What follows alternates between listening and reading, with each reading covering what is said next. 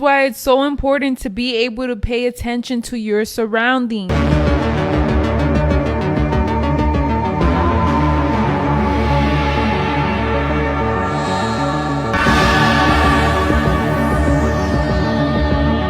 Now, I bet some of you don't know that your favorite hotels have been sued for human trafficking, and here's a list of them. Cameras can be disguised as everyday objects, and they can be scattered around your house or Airbnb, and you wouldn't know about it. Now, this is the easiest way to be able to disappear without anybody knowing. Just to find all of these hidden cameras in tunnels is so disturbing because it feels like you can't even go nowhere in peace. Hey, Shalom, this is your brother Yawanathan. First and foremost, I want to give all praises to the Most High, Yahweh, Bahashem, Yahweh Shai, Bahashem, Rakakudash. I want to give double honors to the apostles and the elders of Great Millstone. And I want to say Shalom to all the brothers and, of course, the few sisters who are pursuing this truth in sincerity. All right, may the blessing of election be upon your house. I ran that video in the beginning, that clip in the beginning of the video. And what comes to mind when I see that is, you know, there's no outrage from the people. Okay? There's no outrage against the evil that's taking place because it's no longer, you know, conspiracy theory or you know, a hunch that these kind of things are going on. That there's a pedoism agenda. You know that there's $1 billion sex traffic. And I say it slow and pause like that because, you know, YouTube actually doesn't allow you to talk about these kind of things. There's a covering for people to do wickedness in the society, and there's no outrage. Nobody's mad except the except the whistleblowers and primarily the elect, because we see the big picture of the evil. Even the whistleblowers, they focus on, you know, minute things, but the elect, right? There's a characteristic they're going to have. They're going to be sighing and crying for the abominations being done in the midst of, like it talks about in Ezekiel 9:4. No one is outraged about the evil that is taking place in this kingdom. The children are under attack. You're under attack. The food is messed up. The air is messed up. The law is slack. Okay? This place is completely perverse and against how the Lord, you know, set things up to be. It's against righteousness. And the scriptures pose the question, who shall stand up for me against the evildoer? And none of these people are concerned with standing up against evil. They're only concerned with the gratification of their flesh.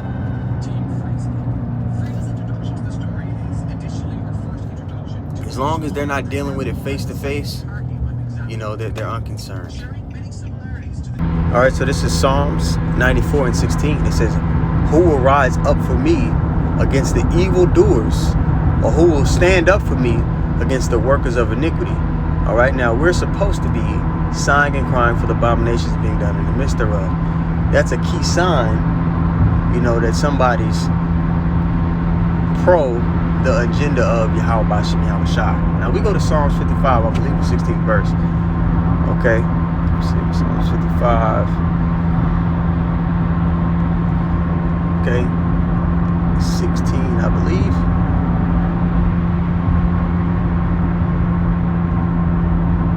Yeah, there we go. Psalms 55:16. It says, as for me, I will call upon God, and the Lord shall save me.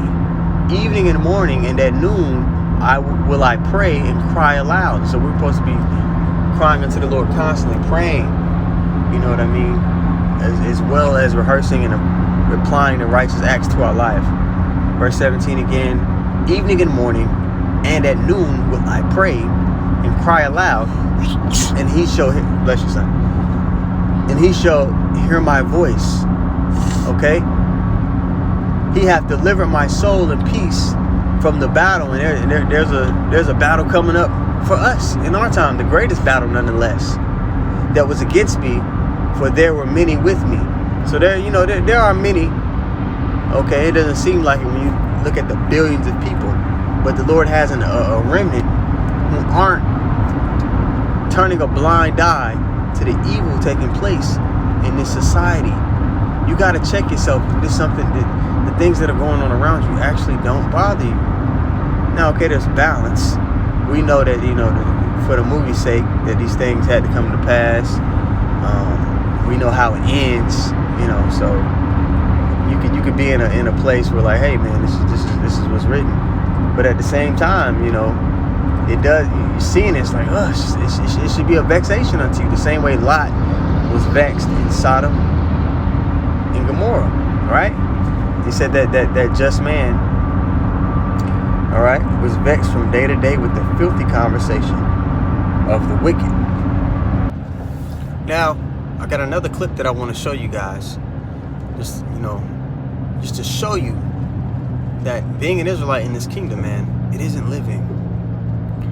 All right? You should be longing for the kingdom. You should be longing for something much better. And if you've been given the eyes to see and the ears to hear about what the Lord has in store for us, this should be, the kingdom should be on your mind all the time. You will be watching for the signs of the times, itching for the next phase, in existence. All right, you want this kingdom to pass away. Now, to get there, we're going to have to go through our own struggles, because the scriptures tell us in 1 Peter 4:17 that the righteous shall scarcely be saved. Man, we're going to catch some hell too, but any place is better than here. I hired a pair of young white men and a pair of young black men, and for each pair, I randomly assigned one individual in the pair a criminal record. What this means is none of the young men in the study who were posing as job applicants actually had criminal records in real life. But for the purposes of these applications, they communicated to employers that they had a felony conviction. So looking first at the outcomes for white testers, we see that about 34% of whites with no criminal record received a callback or job offer, compared to just 17% of whites with a criminal record. So we see that a criminal record reduces employment opportunities by about 50%. In the case of black testers, 14% of those with no criminal background received a callback or job offer, relative to just 5% of blacks with a criminal record. When we compare the outcomes of the black and white testers side by side, what's most striking is the direct effect of race on the outcomes of these young men. A black applicant with no criminal background received callbacks or job offers at about half the rate of an equally qualified white applicant. But the most surprising finding was really related to blacks with no criminal background relative to whites with a felony conviction. We find that a white applicant with a felony conviction fared just as well, if not better, relative to a black applicant with a clean record. This suggests that being black in America today is essentially like having a felony conviction in terms of one's chances of finding employment. I suggest that being black in America today is essentially like having a felony conviction in terms of one's chances of finding employment. So she said, basically, to be an Israelite man here in Babylon the Great is the equivalent of being a Edomite felon. You understand? So anybody in their right mind, when you know the truth, there's no actual way that you would say to yourself, oh, I want to afford myself here. You're going to be longing for new heavens and a new earth. This is Deuteronomy 28:48. It says, therefore shalt thou serve thine enemies, which the Lord shall send against thee. So this is a punishment, in hunger and in thirst and in nakedness. So he set it up to where, we wanted to worship, idol worship, and go after other gods. Well, now we have to go to another people for one in need of all things. Or people that have a perpetual hatred towards you, like it talks about in Ezekiel 35:5. All right? And in one of all things, and he shall put a yoke of iron upon thy neck. When you put yoke of iron in on a Google search, and they might have tried to shadow ban some of the images now, but some years back when you put yoke of iron in the Google search, the only people that came up would be Israelites. Us in captivity here. Until he have destroyed thee. Now let's go get that perpetual hatred I mentioned in Ezekiel 35.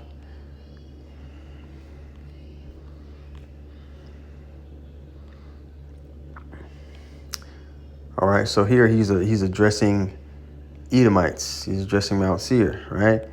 So verse 5, it says, because thou hast had a perpetual hatred and hast shed the blood of the children of Israel by the force of the sword in the time of their calamity, in the time when their iniquity had an end. Now, perpetual hatred means nonstop. You got the perpetual watch. All right, now you go. We read it all the time here. 2 Peter. All right, the elect, the people that are sighing and crying for the abominations being done in the midst thereof, they're going to be longing for that new heavens and a new earth. All right, but I'm going to start here at verse 9, 2 Peter 3 and 9. Point is on down. The Lord is not slack concerning his promise, as some men count slackness, but is long suffering to usward, not willing that any should perish, but that all should come to repentance. But we know 2/3 of our people, they're allotted to destruction. There's nothing we can do to change that. That's just the numbers the Lord gave. Verse 10, but the day of the Lord will come as a thief in the night. To us, it's not going to overtake us as a thief. It actually lets us know that in 1 Thessalonians. All right, 5 and 1, I'll start here at the top. But of the times and of the seasons, brethren, ye have no need that I write unto you. For yourselves know perfectly that the day of the Lord so cometh as a thief in the night. When they shall say peace and safety, then sudden destruction come upon them as travail upon a woman with child, and they shall not escape. But ye, brethren, are not in darkness, that day should overtake you as a thief. Why? Because we have the sure word of prophecy. All right, you're all children of light and the children of the day. We are not of the night nor of the darkness. Therefore, let us not sleep as do others. And these people not realizing the wickedness that's taking place in the earth, not standing up against the evil, not sighing and crying, turning a blind eye to it. They're asleep. Therefore, let us not sleep as do others, but let us watch and be sober. For they that sleep in the night and they that be drunken are drunken in the night.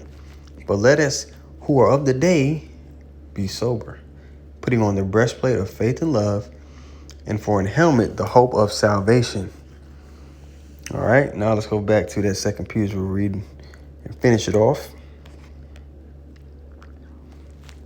2 Peter 3 and 10. But the day of the Lord will come as a thief in the night, in which the heavens shall pass away with a great noise. All right, those ICBM missiles, man. That's how the third woe is going to be fought, the third world war, which is prophesied in the scriptures. And the elements shall melt with fervent heat. The earth also and the works that are therein shall be burned up. Seeing then, all right, that all these things, this whole society, this whole format, this man's rulership, the people in it, the elements, all right, the earth is going to be refreshed. It's going to be rebuilt. Seeing then that all these things shall be dissolved, what manner of persons ought you to be in all holy conversation and godliness? Should you be clung unto this place that's prophesied to be destroyed, that the Lord has great disdain for? Should you be all wrapped up in it?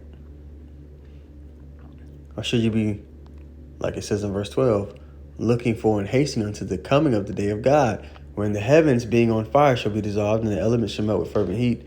Nevertheless, is the point I wanted, we, according to his promise, look for new heavens and a new earth wherein dwelleth righteousness. Hey, man, so Lord willing, man, the lesson was edifying.